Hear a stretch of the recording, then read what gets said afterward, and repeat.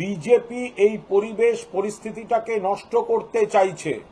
BJP ধর্মীয় ভেদাভেদ, গোবলয়ের সংস্কৃতি এখানে ঢোকাতে চাইছে।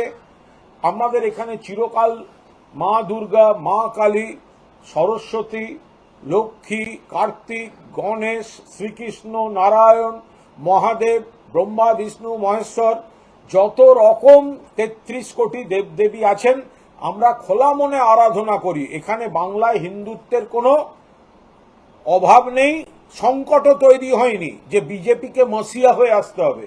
বিজেপি আসলে বিষ ঢালছে। বাংলার সমাজটা যে ধর্ম যার যার উৎসব সবার, যেটা মুখ্যমন্ত্রীর বেঁধে দেয়া সুর, এখানে আমরা সবাই যার যার ধর্ম পালন করি, কিন্তু সামাজিক উৎসবে সবাই একসঙ্গে থাকি।